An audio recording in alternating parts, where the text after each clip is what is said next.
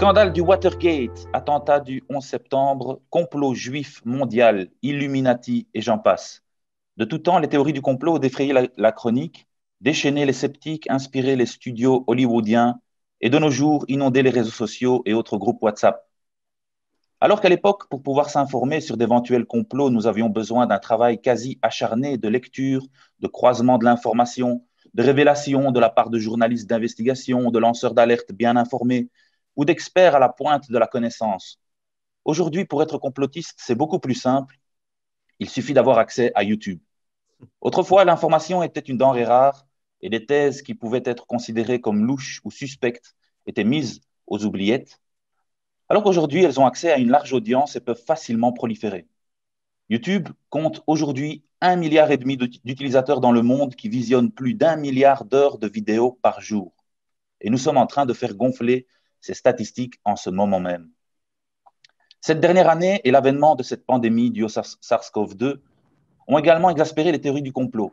Création du virus en laboratoire, débat sur l'hydroxychloroquine, le remdesivir, manipulation des big pharma ou encore vaccination massive de nanoparticules créées par Bill Gates pour nous contrôler grâce aux antennes 5G. La question du complotisme nous force à réfléchir à la différence entre croire et savoir, à notre vision du monde qui influence notre rapport à la réalité et au pourquoi on croit ce que l'on croit. C'est donc particulièrement pertinent d'en parler en Église. À ce propos, l'Église ne subit-elle pas un complot qui veut sa mort? Les mesures sanitaires historiques que nous subissons depuis plus d'1 an ne sont-elles pas de véritables attaques à notre liberté de culte puisque nous sommes empêchés de nous réunir et de communier? Ah, tout est lié. Est-ce que l'Église ne serait pas un terreau fertile à la naissance et à la propagation de théories du complot, ou bien en est-elle immunisée car, après tout, nous sommes le peuple qui détient la vérité, n'est-il pas? Et pour connaître la vérité, c'est bien connu, il suffit de regarder sur Google. Alors, je suis ce soir avec les pasteurs de l'Église Connect, Eric, Sébastien et Timothée. Bonjour, chers pasteurs. Bonjour. Bonjour. Bonjour Nat.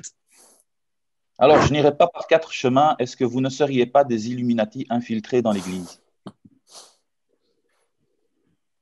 Pas de réponse, et cela en dit long. Est-ce qu'il faut vraiment qu'on réponde? Alors, juste pour vous informer, on fera donc 2 vidéos sur ce thème du complotisme. La première sera plutôt orientée sur qu'est-ce que le complotisme, et la seconde plutôt sur quels sont les conseils des pasteurs à ce sujet, que peut-on faire si l'on se sent concerné par cette question ou si nous avons des personnes qui sont concernées dans notre entourage. Alors, peut-être que ce serait bien de définir un peu ce qu'est le complotisme, cher pasteur.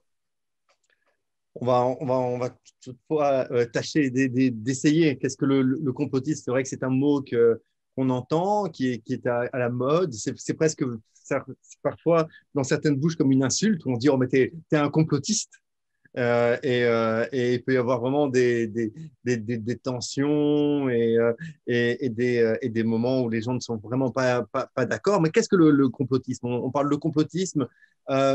D'autres utilisent le mot de conspirationnisme. Moi, je vais dire complotisme parce que c'est plus court et c'est plus facile à dire. Mais complotisme, conspirationnisme, c'est donc une tendance à attribuer abusivement l'origine d'un phénomène, d'un événement historique ou d'un fait social à un complot dont les auteurs présumés à qui ça devrait profiter, ils conspireraient pour leur intérêt, et ils veulent absolument garder la vérité cachée. Il y a vraiment cette idée qu'il y a des puissances, où il y aurait des puissances occultes, des puissances cachées qui tirent un petit peu les ficelles, que ce soit les ficelles de l'économie, de la politique, de l'éducation, des médias, pour manipuler l'opinion publique et contre l'intérêt général ou le bien public.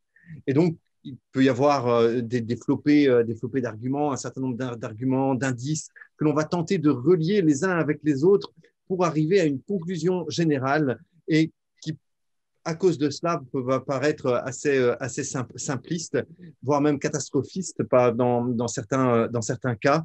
Et pour provoquer une forme de questionnement, mais qui peut mener à un sentiment de rébellion ou d'injustice. Par exemple, on peut dire « Ah, mais c'est pas un hasard si tout cela s'est produit, ou alors que tout est lié, tout est décidé à l'avance, il y a des choses qui se trament derrière notre dos dont on n'est pas au courant. Nous sommes tous manipulés, on ne nous dit pas tout, ou des choses comme ça. Certains iront même jusqu'à dire qu'on est comme dans le film Matrix, où on est dans une réalité parallèle, ou des choses comme ça. Mais c'est des choses que l'on peut entendre. Et si vous êtes un habitué des réseaux sociaux, vous vous rendez compte qu'on peut avoir un certain nombre de tendances ou d'idées complotistes qui peuvent apparaître. Alors, on va le voir, on ne dit pas qu'il n'y a jamais de complot, ça c'est évident, mais on est aussi en train de dire que ce n'est pas toujours un complot. Oui, c'est ça. Il y a un équilibre à trouver et ce n'est pas toujours facile parce que les complots ont existé évidemment dans l'histoire et donc on se pose toujours la question, est-ce qu'on ne serait pas ici en train de nous manipuler? Est-ce que ici il n'y aurait pas un complot derrière ce qui est en train d'arriver? Donc pour parler un peu du passé, euh, la vérité n'a pas toujours été faite sur tous les événements évidemment, mais cela nous montre qu'il est utile de douter des versions officielles et on ne doit pas avaler évidemment tout ce qu'on nous dit. Mais de là à tomber continuellement dans les théories expliquant que tous les événements sont forcément dirigés par les Illuminati ou les francs-maçons, il y a un équilibre à trouver. Donc, les complots dans l'histoire récente, par exemple, je pense à la Deuxième Guerre mondiale, le procès de Nuremberg, qui a suivi le premier chef d'inculpation des nazis, c'était le complot. Quels étaient les objectifs? Méthode illégale, propagande, prise de pouvoir totalitaire pour le complot nazi. Ensuite, on peut mentionner l'assassinat de John Fitzgerald Kennedy en 63. Et ensuite, l'assassin lui-même a été assassiné, ce qui a en plus exacerbé les théories autour des commanditaires. Il y a également, environ 10 ans plus tard, le scandale du Watergate, dont les révélations progressives ont forcé le président Richard Nixon à la démission. Je pense également aux allégations sur un faux stock d'armes qui ont justifié la guerre en Irak. Donc, les déclarations de Colin Powell devant les Nations Unies au sujet du stock d'armes de destruction massive de Saddam Hussein, qui se sont révélées fausses également. Donc, il y a, ça ce sont donc pour les faits avérés, mais il y a des thèmes qui reviennent un peu constamment, qui ne sont pas des thèmes complotistes, qui sont des thèmes complotistes classiques, pardon, mais qui ne sont pas des thèses avérées, qui n'ont pas été prouvées. Donc, par exemple, il y a des complotistes qui pensent que la Terre est plate, que la NASA est complice et qu'ils utilisent des photos truquées, etc., pour nous tromper, pour nous manipuler. Certains ne pensent pas au premier pas sur la Lune, ils pensent que ça a été fait dans un studio hollywoodien. Il y a une thèse QAnon, je ne suis même pas certain que ça se dit comme ça, ou qui dirait que le deep state américain tirerait les ficelles de la société, on en parlera. Il y a un complot juif ou sioniste international qui revient également très, très courant, qui est lié également à un négationnisme de la Seconde Guerre mondiale. Donc le négationnisme qui consiste à sous-estimer ou à nier le génocide des Juifs par les nazis. Il y a évidemment les complotismes sanitaires qui reviennent régulièrement et on est en plein dedans évidemment. Déjà au XIXe siècle, Louis Pasteur était considéré comme un complotiste qui voulait empoisonner le sang de la population. Donc c'était le début des antivax dès les origines de la vaccination. Donc ensuite, il y a eu les complotismes liés au virus du sida, au virus Ebola. Et alors, le gros thème emblématique du complotisme, c'est tout ce qui tourne autour du 11 septembre. Donc, on a vu que quelques mois après ces événements, il y a eu des formes de théories de complot structurées qui sont nées sur Internet. Mais de nos jours, dès qu'il y a un attentat, dans la journée même, il y a déjà des dizaines de théories du complot. Donc, on voit que les choses s'accélèrent évidemment avec l'émergence d'Internet et l'émergence des réseaux sociaux. Je ne sais pas si, par exemple, vous, les événements du 11 septembre, est-ce que vous les avez suivis sur Internet ou à la télévision? 11 septembre, c'était la télévision. Hein. Internet, c'était pas très Télévision. développé. Voilà, ben, les personnes que j'ai interrogées un peu autour de moi, il y a plus ou moins voilà, beaucoup qui disent la télévision et très peu qui disent Internet. Donc, c'était un peu l'émergence de l'information en direct sur Internet. Ça commençait plus ou moins à ce moment-là. Moi aussi, c'était plutôt la télévision. Mm. Et donc, juste pour détailler un peu ce qui tourne autour de cette théorie du complot sur le 11 septembre, certains vont dire qu'aucun avion n'a heurté le Pentagone. il n'y a pas d'image vidéo, c'est vrai, il y a seulement des témoins visuels. Et donc, plusieurs théories, dont par exemple, le trou qu'on voit à la télé est trop petit pour qu'un avion puisse passer par là, etc. Donc, certains vont dire l'aviation américaine pourrait intercepter n'importe quel avion civil en quelques minutes. C'est bien la preuve que s'ils n'ont rien fait, c'est parce que c'était voulu. Alors, il y a les pirates de l'air et certains passagers des avions concernés. Eh bien, en fait, vous savez quoi? Eh bien, ils sont toujours en vie, quoi. Donc, on voit leur nom apparaître dans des listes de passagers futurs. Et donc, on constate, donc certains se servent de ça comme argument, mais en fait, il s'agit d'homonymes euh, de ces pirates de l'air. Et donc, il y a les bandes son des victimes, vous savez, tous ceux qui appelaient les secours, ou bien certains qui appelaient les familles qui étaient donc bloquées dans les tours jumelles. Eh ben, certains vont dire, ben non, en fait, ce sont des montages. L'effondrement des tours jumelles elles-mêmes a été contrôlé par des engins explosifs parce que vous savez quoi? La température de fusion du métal utilisé pour la construction des tours jumelles est trop élevée que pour avoir été causée par du kérosène. Eh ben, c'est vrai, en fait, mais bon, cet argument-là ne tient pas compte du fait que le métal, il n'a pas besoin de fondre complètement pour qu'il plie un petit peu et que ça suffise à faire tomber les tours. Donc, et puis, il y a certains qui mentionnent des manigances pour simplement justifier la guerre en Irak, etc. Donc voilà, ça c'est un peu un exemple qui tourne autour du 11 septembre. Est-ce que, cher pasteur, on ne pourrait pas trouver des exemples de complots dans la Bible également? Bien sûr qu'il y a des exemples de complots dans la Bible. Dès la création, dès la Genèse, le plus grand complotiste de l'histoire, ben, c'est Satan lui-même qui, dès le départ, est allé voir Ève en lui disant « Mais Dieu a-t-il vraiment dit ?» Déjà semé du doute, déjà commencé un travail de sape de la réalité, de la vérité pour en sortir, enfin pour ses fins à lui. Pharaon a complété et a ordonné la mort des premiers-nés.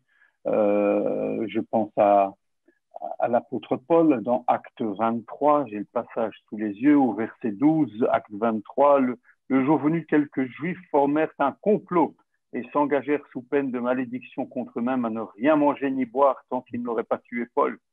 Ceux qui formèrent cette conspiration, pour utiliser un autre mot, étaient plus de 40. Donc, des exemples de complots, il y en a plein, et puis on est dans la période de Pâques, et on sait très bien que les chefs religieux, les pharisiens, les chefs des Juifs, en collaboration avec Judas, ont comploté, ont préparé l'arrestation, la condamnation de Jésus. Donc, oui, des complots dans la Bible, il y en a plein. Et Pierre et Jean, lorsqu'ils prient dans Acte 4, versets 27-28, disent dans leur prière, les rois de la terre se sont soulevés, les chefs se sont ligués ensemble contre le Seigneur et contre celui qu'il a désigné par onction. Il est bien vrai qu'Hérode et Ponce Pilate se sont ligués dans cette ville avec les nations et les peuples d'Israël contre ton saint serviteur Jésus que tu as consacré par onction. Mais il continue en disant, ils ont accompli tout ce que ta main et ta volonté avaient décidé d'avance. Et donc, même s'il y a complot, ça ne veut pas dire que Dieu est hors contrôle, ça ne veut pas dire que Dieu perd la souveraineté. Les complots des hommes ne trompent pas Dieu.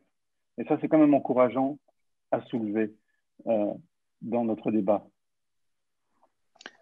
Ouais, c'est vrai.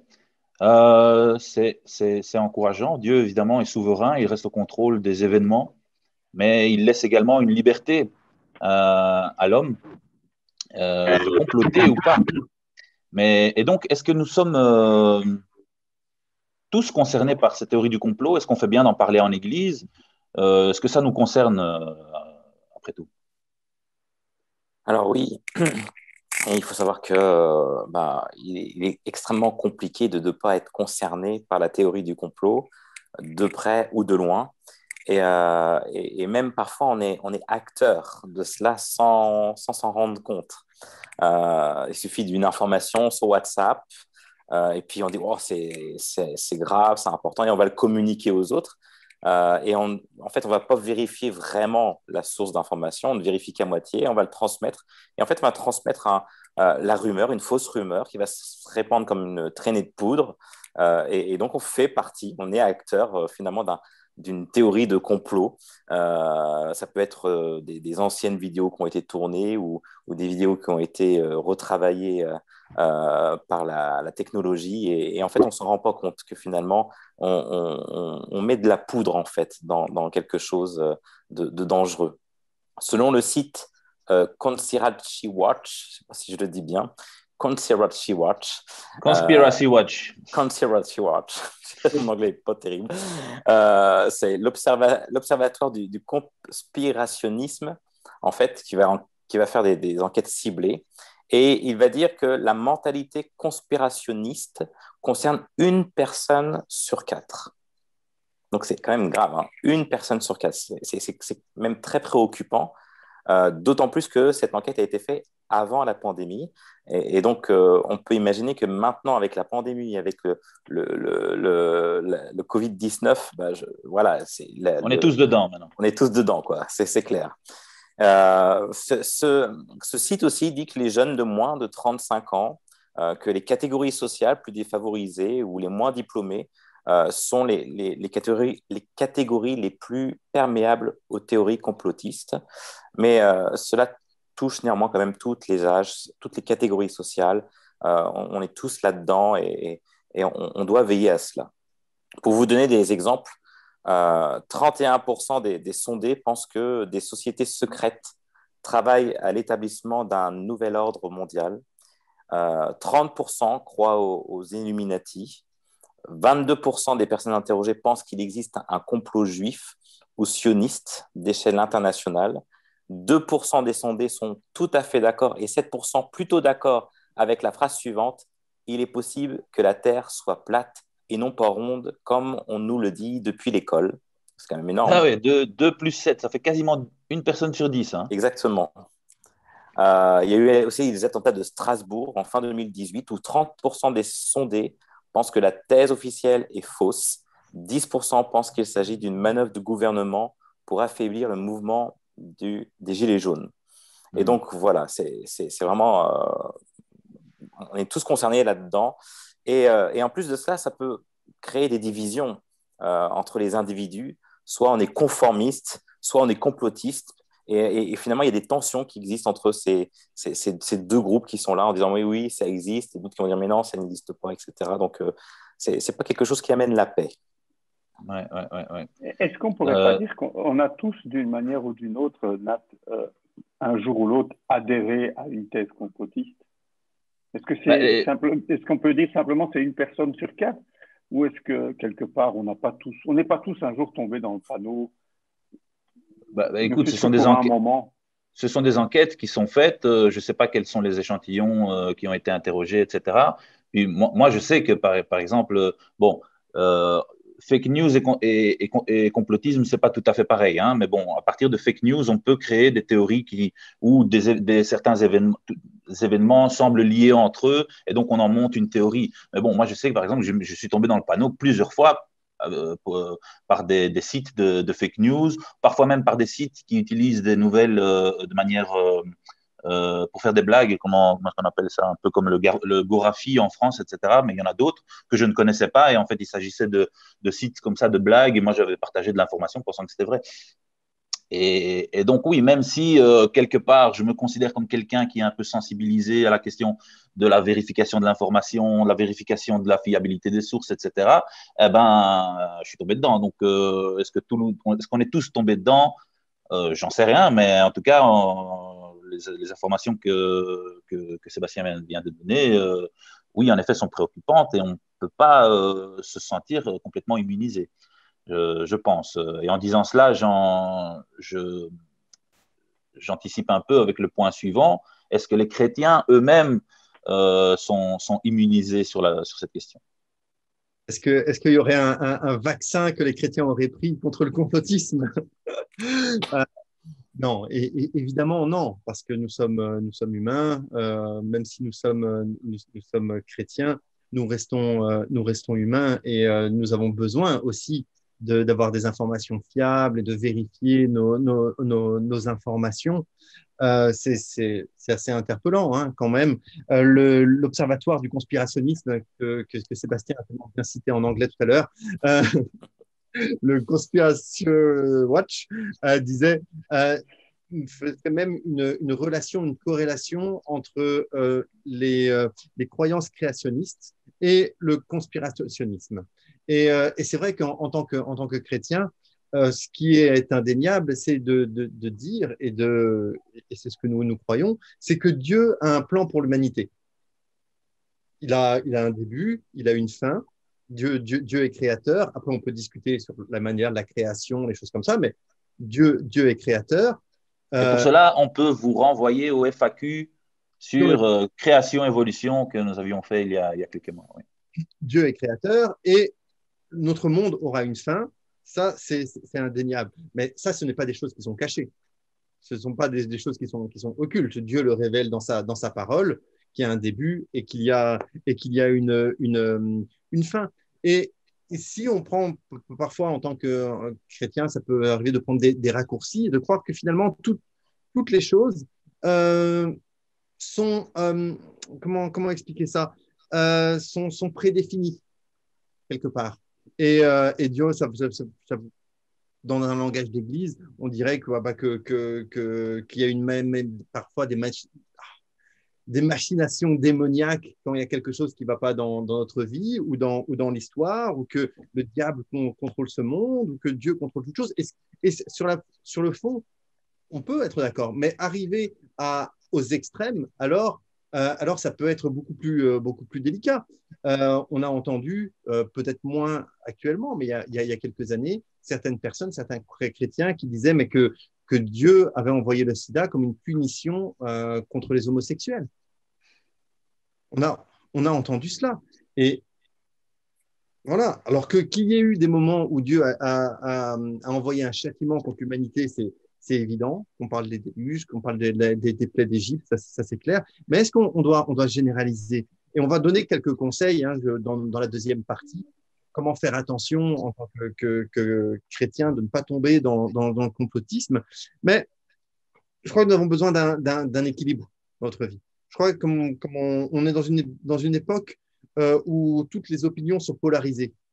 Il y a le pour, il y a le contre, et il n'y a plus finalement tout ce spectre d'opinions que l'on peut avoir.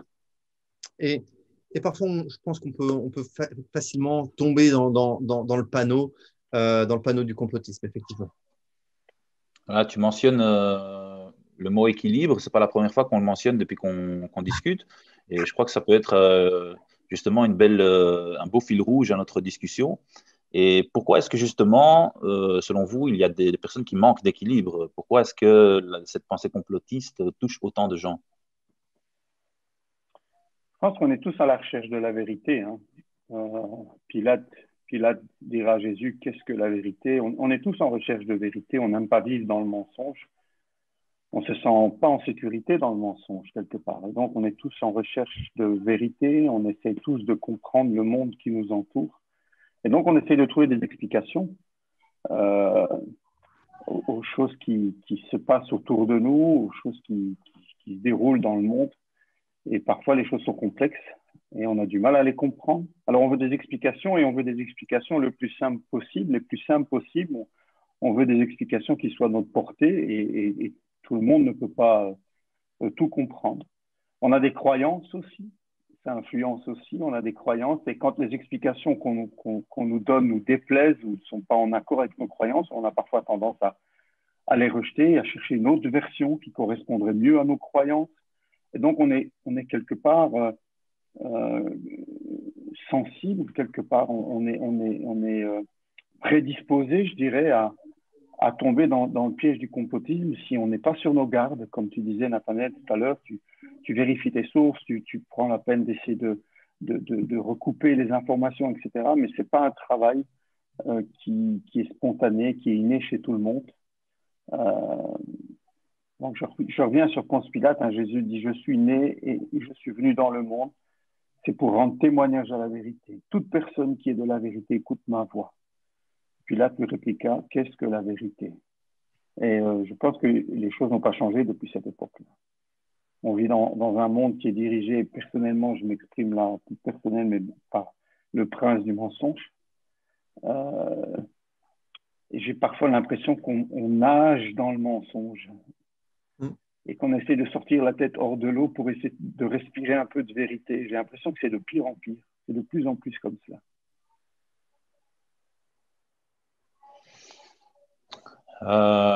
Oui, merci Eric. C'est vrai que ça devient de plus en plus compliqué, justement, à faire ce travail, comme tu dis, de vérification de l'information et que quelque part, on se sent. C'est un peu stressant parce qu'en fait, on ne peut plus faire confiance à quiconque. On doit chaque fois tout vérifier et c'est un poids qu'il y a sur, un poids intellectuel qu'il y a sur quiconque aimerait simplement pouvoir avoir une information qui est vraie. Et donc, qu'est-ce que la vérité? Comme tu l'as cité dans ce passage de Jean, ben c'est une soif que nous avons tous de connaître la vérité. Et comme tu l'as dit également, cela peut être influencé par nos croyances a priori, nos propres visions du monde. Et j'étais très marqué par une des prédications que tu avais faites il y a maintenant un an ou deux sur les visions du monde. Comment savoir si quelque chose est vrai? Tu en avais parlé. Est-ce que peut-être, Sébastien, tu peux nous parler de cela également?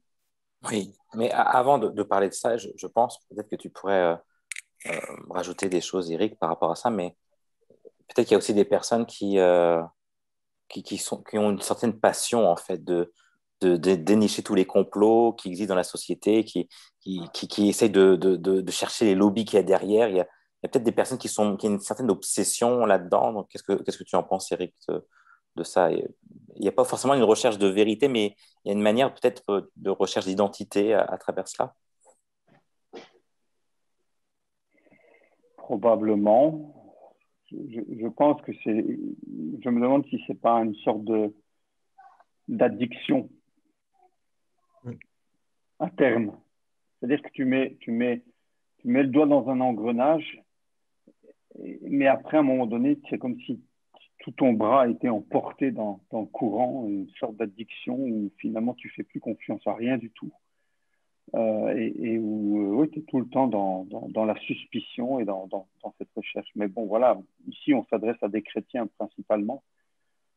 Je pense qu'il est quand même important de rappeler dans cette vidéo qu'il y en a un qui est la vérité, qui a proclamé être la vérité. Je suis le chemin, la vérité, la vie.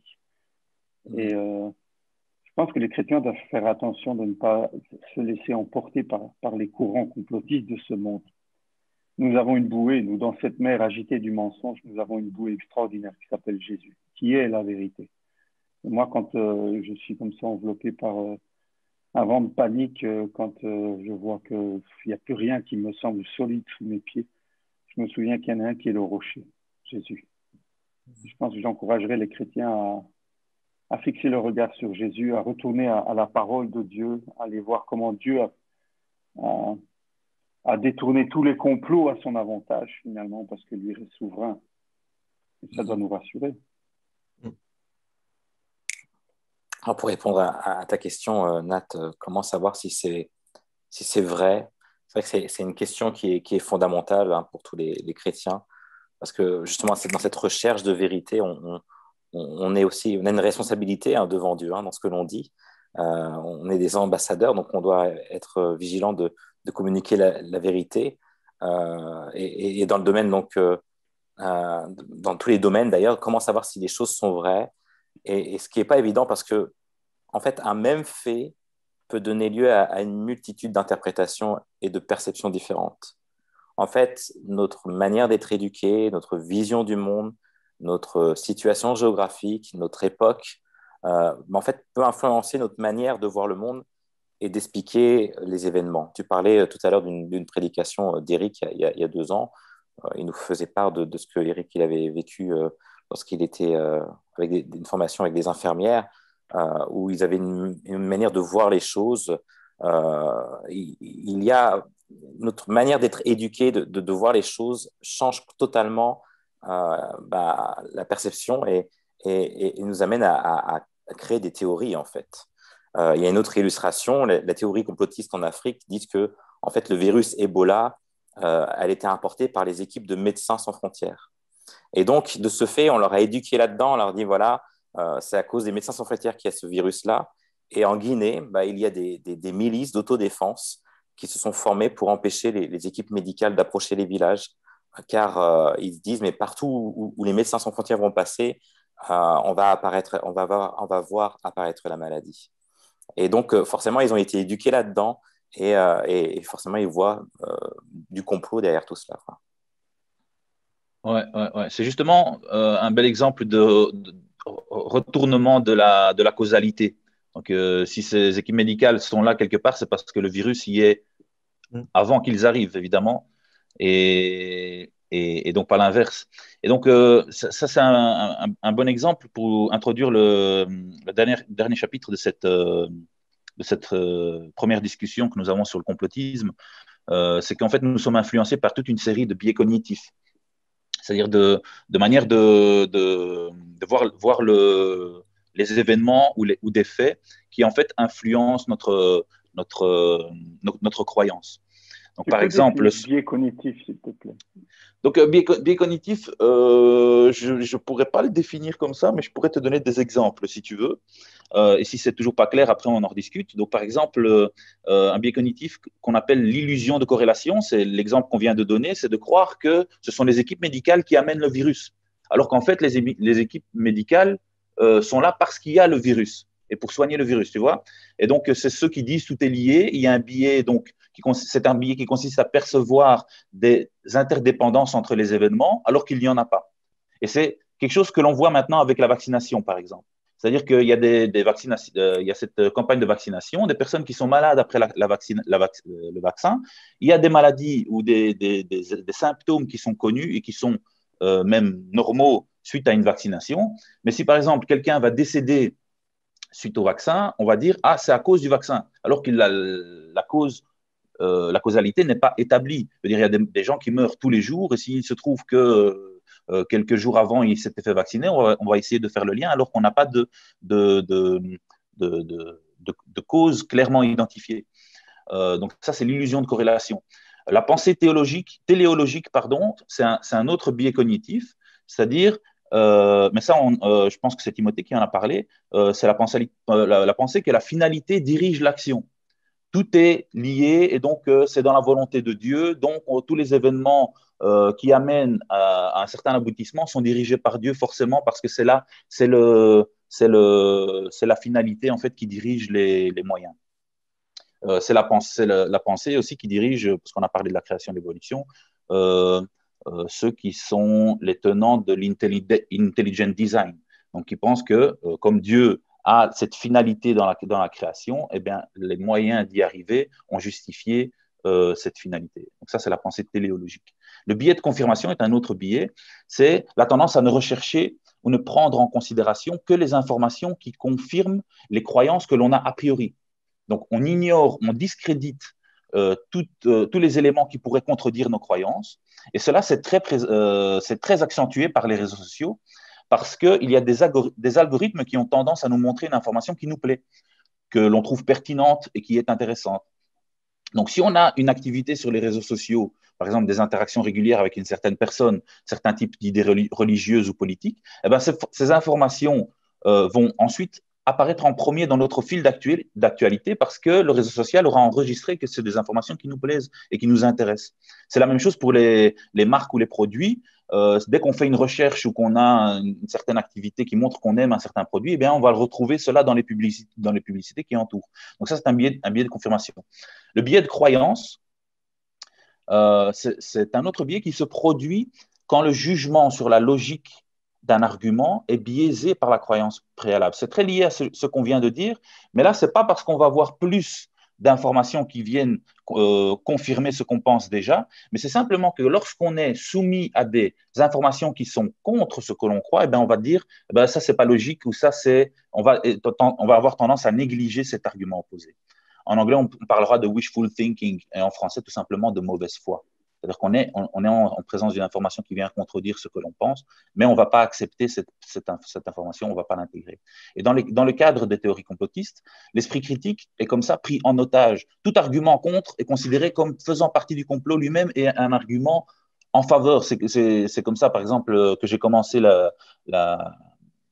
cette discussion en disant est-ce que vous êtes des Illuminati infiltrés dans l'Église? Ben, si vous me dites oui, ben, vous me confirmez que vous êtes des Illuminati. Mais si vous me dites non, ben, ça prouve qu'en fait, vous nous cachez quelque chose. Vous voyez, donc n'importe quel argument pourrait venir confirmer ce que l'on pense déjà. Et si on est en présence de quelque chose qui est antagoniste, eh ben, on va simplement le mettre de côté en disant ici, il y a quelque chose qui n'est pas logique. Donc, En il y a fait, plein d'autres biais. on s'en sort pas, en fait, finalement, avec ça. Il faut savoir en fait qu'on est tous influencés par ça. On peut s'en sortir, bien sûr. Y a rien il faut pas être fataliste, quoi. Mais il faut savoir qu'on est influencé par cela. Parce que c'est très fort, c'est très difficile de changer d'idée de manière générale. C'est très, très difficile. Il y a des gens qui sont pour lesquels c'est particulièrement compliqué de leur faire changer d'avis. Mais de manière générale, c'est beaucoup plus difficile de changer d'avis oui, c'est difficile de changer d'avis que de. Attends, je suis Se perdu remettre en dans ce que je disais. question et de, ouais, de Oui, se remettre c'est en compliqué. question et de... Ouais, c'est beaucoup plus facile de rester sur ses positions que de laisser quelqu'un, par l'argumentation, nous faire changer d'avis. Voilà. Je ne sais pas si c'est un peu plus clair. Il y a d'autres biais. Le biais de représentativité, par exemple, c'est celui qui va faire en sorte qu'on va prendre l'exception pour une règle, en disant, voilà, tu vois, ça c'est la preuve euh, que ma théorie est vraie parce qu'on a trouvé une exception. Il y a le faux consensus, ça c'est de croire que tout le monde pense comme nous.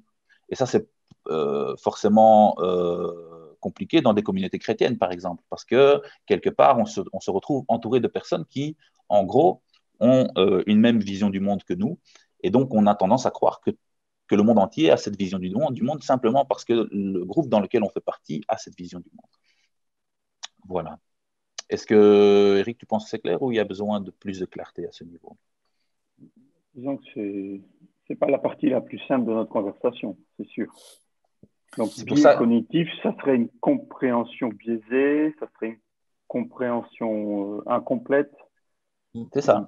Une connaissance des faits qui est faussée. C'est ça. D'accord. C'est ça, qui est faussé par nos a priori et par la manière dont on perçoit le monde. Ouais. On est tous un exemple qui est très connu. Hein. Mais bien sûr, le fait d'amalgamer la causalité et la corrélation, par exemple. Je peux dire, ma fille, depuis qu'elle est née, elle a fait que grandir, et en même temps, l'univers s'agrandit. Donc, c'est que la croissance de ma fille influence la grandeur de l'univers. Oui, donc ça, c'est prendre les corrélations pour des causalités. C'est-à-dire que les deux faits séparément sont vrais, c'est-à-dire que l'univers grandit et que ma fille grandit, mais ils n'ont aucune causalité entre les deux. C'est-à-dire, ils sont complètement indépendants l'un de l'autre, mais on pourrait y voir un lien si on veut construire une théorie complotiste. Ce serait possible à partir de là. OK?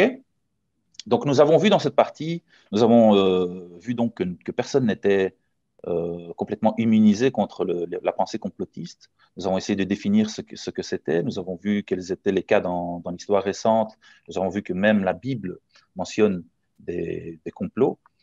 Et donc, nous allons clôturer cette première partie ou cette première session sur ce thème. Et je vous invite donc la semaine prochaine à écouter notre deuxième discussion sur le complotisme. Et on essaiera de voir un peu quels sont les signes d'une théorie du complot, comment vérifier ses sources et plus particulièrement dans l'Église, comment se comporter face à la pensée complotiste. Voilà. Je vous souhaite à tous une bonne soirée. À bientôt. À bientôt.